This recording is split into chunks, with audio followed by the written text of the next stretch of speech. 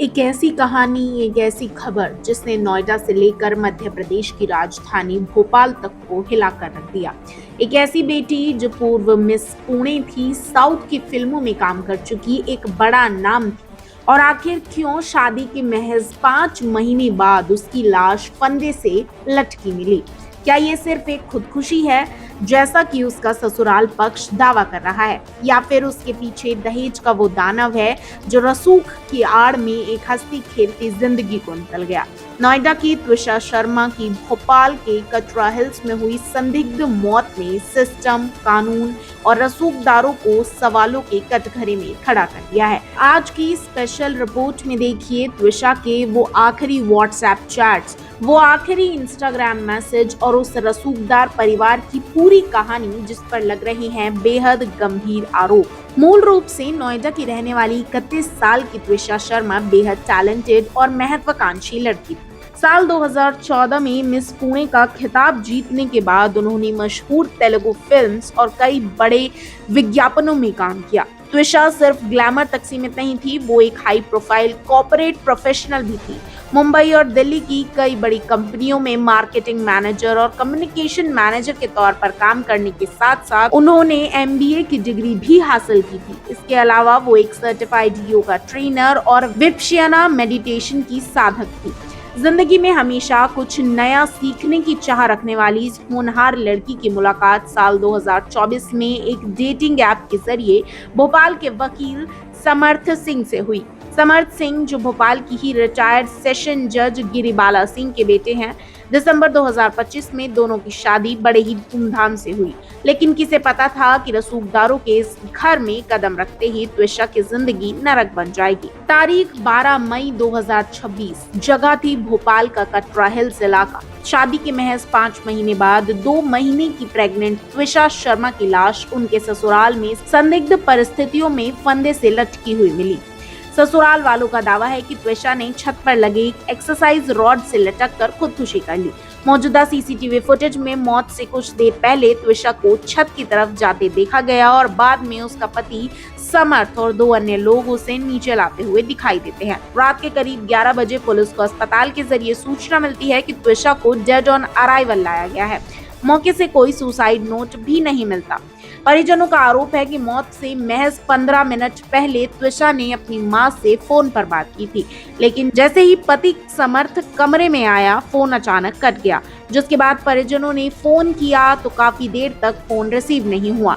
देर रात सास गिरिबाला सिंह ने फोन कर त्विषा की मौत की खबर दी। त्विषा की मौत के बाद जो व्हाट्सएप और इंस्टाग्राम चैट सामने आई, वो इस केस को और भी ज्यादा गंभीर बना देती हैं। ये चैट्स चीख चीख कर गवाही दे रही हैं कि त्विषा उस घर में कितनी प्रताड़ित हो रही थी। अपनी मौत से कुछ दिन पहले त्विषा ने अपनी मां को व्हाट्सएप पर लिखा था, मुझे बहुत ज्यादा घुटन हो रही है, मेरा जीवन नरक बन गया है। 30 अप्रैल को उसने अपनी मां से पूछा था, मुझे यहाँ भोपाल क्यों भेजा? ये समर्थ मुझसे बात तक नहीं करता। एयरपोर्ट से लौटते वक्त भी इसने मुझसे ठीक से बात नहीं की। इतना ही नहीं, गर्भ में पल रहे बच्चे को लेकर भी त्विषा को मानसिक रूप से तोड़ा जा रहा था। त्विषा ने चैट में लिखा, ये लोग बहुत नीच और क्रूर हैं, ये मुझ पर शक करते हैं। समर्थ मुझसे पूछता है कि मैं किसका बच्चा लेकर घूम रही हूँ।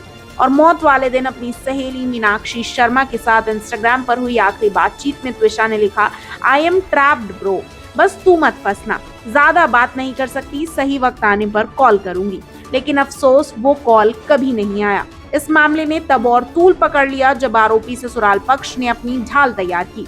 रिटायर्ड जज गिरिबाला सिंह ने कोर्ट में एंटीसिपेटरी बेल यानी अग्रिम जमानत की अर्जी लगाई और एक प्रेस कॉन्फ्रेंस कर अपनी मृत बहू पर ही कीचड़ उछालना शुरू कर दिया। सास का आरोप है कि त्विषा को ड्रग्स की लत थी। ड्रग्स न मिलने पर उसके हाथ कांपते थे और ड्रग्स के ओवरडोज की वजह से ही उसने पहले अबॉर्शन की गोलियां भी खाई थी। एक आध दिन ठीक रहती थी, लेकिन फिर अगेन कुछ उसको फिर थोड़ा परिवर्तन आता था। संडे के दिन, दैट इज 2-3 दिन पहले थोड़ा सा ऑब्जर्व किया, हैंड्स पे थोड़ा शिवरिंग था, which is typical of withdrawal symptom. शायद यहाँ आने के बाद, जैसे 30 तारीख को आई है, उसके बाद उसको that source of any addiction तो कट ऑफ था ही। त्विषा के परिवार ने इन आरोपों को सिरे से खारिज कर दिया है। उनका कहना है कि रसूखदार जज का परिवार अपनी कानूनी समझ और प्रभाव का इस्तेमाल कर जांच को कमजोर कर रहा है। पुलिस पर शुरुआत में 0 एफआईआर तक ना दर्ज करने के आरोप लगे। यहाँ पर आए हैं, हम 3 दिन तक 4 दिन तक संघर्ष करते रहे हैं। पहली फर्स्ट एफआईआर के लिए हमारी 0 एफआईआर तक नहीं ली जा रही थी और हमसे ये बोला है कि सिस्टम बोल रहा था कि हम बैलेंस बना के चल रहे हैं। इनके रसूखदार लोग चीफ जस्टिस सिस्टम में बैठे हुए हैं, मेडिकल्स में बैठे हुए हैं, सारी जगह बैठे हुए हैं। हमें यहाँ जो पीएम रिपोर्ट दी गई उसमें और जो सामने की फाइंडिंग्स में बहुत मिसमैच मिल रहा था, तो हमने इस PM2 के लिए अप्लाई किया था, जिसको अप्रूव करने के बाद, कमिश्नर के अप्रूव करने के बाद उसको डिनाई कर दिया गया। कहा गया कि ये आपको कोर्ट से लेना पड़ेगी परमिशन, और इस बीच में पूरी कोशिश की जा रही है कि उसकी बॉडी कैसे न कैसे डिकम्पोज हो जाए। मुझे यहाँ न्याय की उम्मीद कम है, क्योंकि यहाँ सारे लोग, सारा सिस्टम जो है इनके साथ में जुड़ करके काम कर रहा है। यहाँ पर हम इधर उधर भटक रहे हैं, लेकिन हमारी कोई भी नहीं सुन रहा, कोई भी नहीं सुन रहा, और हमारी जान के लिए भी खतरा है यहाँ पर। हमने उसकी अभी जब बॉडी देखी तो उसके साफ साफ निशान दिख रहे थे, उसका कान पे निशान दिख रहे थे कि जिससे उसको मारा गया है। उसका एक हाथ पीला पड़ा हुआ था और उसके पैर भी पीले पड़े हुए थे। उसकी गर्दन पे निशान था, जैसे उसने अपना बचाव किया है। अब यहाँ पे 2 उंगली से उसकी निशान है कि उसने अपनी गर्दन पे बचाव किया गया है, और इस चीज़ को पूरा सुसाइड दिखाया जा रहा है, जो कि ये सुसाइड नहीं है। वो इतनी बोल्ड लड़की है जो सुसाइड कभी नहीं कर सकती। न्याय की मांग को लेकर त्विषा के पिता नवनिधि शर्मा और भाई ने भोपाल के मुख्यमंत्री मोहन यादव के आवास के बाहर प्रदर्शन किया। पिता ने चेतावनी दी है कि यदि न्याय नहीं मिला तो वो सीएम के आवास के बाहर ही आत्मदाह कर लेंगे। परिवार की मांग है कि त्विषा के शव को -4 डिग्री सेल्सियस पर सुरक्षित रखा जाए और दिल्ली एम्स में दोबारा पोस्टमार्टम कराया जाए। इस मामले की संवेदनशीलता को देखते हुए भोपाल पुलिस ने 6 सदस्यीय SIT का गठन किया है, जो दहेज प्रताड़ना, शारीरिक हिंसा और सबूत मिटाने के एंगल से जांच कर रही है।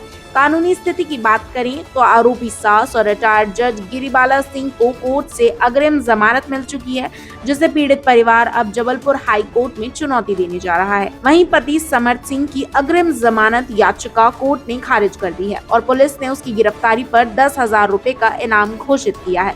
सवाल ये उठता है कि क्या एक रसूखदार पृष्ठभूमि के सामने कानून निष्पक्ष रह पाएगा? पीड़ित परिवार आज प्रधानमंत्री, देश के मुख्य न्यायाधीश और महिला आयोग से गुहार लगा रहा है। देखना ये होगा कि त्विषा को न्याय कब मिलता है। इस पूरे केस में कई बड़े सवाल उठते हैं। क्या ये सचमुच आत्महत्या थी? क्या लंबे समय से वाकई कोई मानसिक दबाव था? क्या दहेज प्रताड़ना हुई? क्या जांच प्रभावित करने की कोशिश की जा रही है, या फिर सच्चाई कुछ और है? इन सवालों का जवाब अब SIT जांच और अदालत की कार्रवाई से सामने आएगा। लेकिन फिलहाल त्विषा शर्मा केस सिर्फ एक मौत नहीं, बल्कि न्याय और सच्चाई की लड़ाई बन चुका है। इस मामले पर आपकी क्या राय है? क्या जांच किसी स्वतंत्र एजेंसी को सौंपनी चाहिए? अपनी राय हमें कमेंट्स में जरूर बताएं।